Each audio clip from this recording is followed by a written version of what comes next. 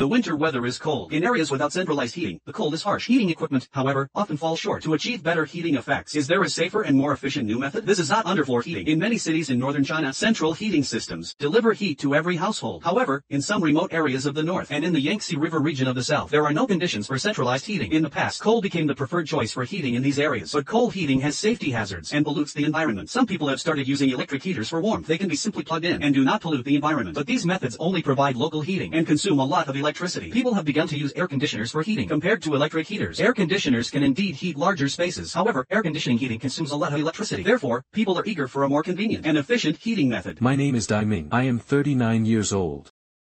It's very warm in here. Yes, but at first glance, there doesn't seem to be any heating equipment. Take a look. The floor is heating up. Yes, that's underfloor heating. This is not underfloor heating because underfloor heating uses water circulation for heating, while ours is the floor itself generating heat. The floor is generating heat itself. The front side is the reverse of the floor. Yes, the front side. First, use the infrared thermometer to measure the surface temperature of our floor. It's about 21 degrees now. Okay. We'll turn on the thermostat and we'll set it to 25 degrees. The room temperature is 21 degrees. Yes, the room temperature is 21 degrees. 25 degrees. Yes, so fast. In less than a minute, the floor surface temperature has risen from 21 degrees Celsius to 25 degrees Celsius. The secret lies in the middle of the floor's sandwich layer. This is a heating film we have developed. It is made of graphene material. Graphene is a two-dimensional carbon nanomaterial composed of carbon atoms. Graphene material has exceptional electrical and thermal conductivity. Its electrical conductivity is 1.6 times that of silver. Its thermal conductivity is 13 times that of copper. But when you make graphene material into a heating film and embed it in the middle of the floor with power lines running from both ends to the middle of the floor, when the floor is electrified, the carbon molecules in the graphene heating film friction and collide to produce heat. Due to the material's efficient thermal conductivity, it ensures the stable heating performance of the floor. When each floorboard is equipped with a heating chip, the floor becomes a source of heat. What about safety performance? In front of me is a fish tank with tropical fish. Tropical fish prefer water temperatures of about 25 degrees. Okay, so to test the waterproof performance of a heating floor, we will place the heating floor into the fish tank. After electrification, we will check whether it can provide a suitable temperature for the fish. At the same time, whether it is safe. We take out the electric heating rod that was originally used to heat the water. After placing the heating floor, set the floor temperature to maintain the water temperature at 25 degrees Celsius. Now the time is 8:50. Next, we will verify the health condition of the tropical fish after 6 hours. Well, now, more than 6 hours have passed. We can see that the fish in the fish tank are all swimming healthily and happily. We look at the temperature. It remains between 25 to 26 degrees Celsius. Now charge it up. Okay, let's plug in the connector. The current indoor temperature is 17.1 degrees Celsius. It's already 20 degrees here. I didn't expect that the floor would start to heat up after just a few minutes. From about 17 degrees Celsius of room temperature, it rose to about 20 degrees Celsius. But soon Yiming found a problem. It's between 20.7 and 20.5. Good looking.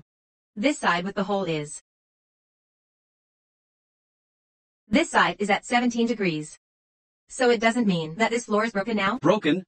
Because the chip in the middle is broken. If you connect the power supply to this side, then this side can also be used. Let's give it a try. But Ming explained, due to the floor breakage, the power supply plugged in at one end only electrified half of the floor. Well, a few minutes have passed. Let's check the current temperature rise. How is it? 20.4 degrees Celsius. It's almost the same temperature as the left half of the floor. It still works. Let's check the temperature on this side. On this side, it's 17.7. Indeed, as Deming predicted, the other half of the floor that was drilled and damaged can still generate heat as long as both sides of the floor are powered. These two halves of the floor can heat together. Both heating devices set the preset temperature to 20 degrees Celsius. The final room temperature result will be based on the same type of thermometer, placed at the same height from the ground. So which device will first raise the room temperature from 14 degrees Celsius to 20 degrees Celsius? 20 minutes later. What changes will there be? Now it's 16.7. So what will the room temperature inside the electric heating floor be? After 20 minutes, it has risen to 18.3 degrees Celsius here. And in the air-conditioned room, it's 16.1 degrees Celsius. We use the temperature measuring device to observe the current temperature distribution in both rooms. In the air-conditioned room, the temperature at the bottom of the wall is about 12 degrees Celsius. The temperature near the ceiling is about 17 degrees Celsius. The temperature difference between the top and bottom is about 5 degrees Celsius. And in the room with the electric heating floor, the temperature at the bottom of the wall is 16 degrees Celsius. The temperature near the ceiling is about 15 degrees Celsius. The temperature difference between the top and bottom is only 1 degree Celsius. The temperature in the room with the electric heating floor is more uniform. This is because the original design of the air conditioner was only for cooling. Air conditioners are generally installed above the room. Cold air is dense and sinks, forming a cold air cycle in the room. Hot air is less dense and rises. Therefore, when the air conditioner is heating, the outlet is at the top. Hot air finds it hard to circulate up and down. The heating effect is limited, but the heating of the electric heating floor has hot air rising from the bottom up. It meets the conditions for hot air circulation. Therefore, the temperature in the room is uniform. The indoor temperature of the electric heating floor has already risen to 19.9 degrees Celsius.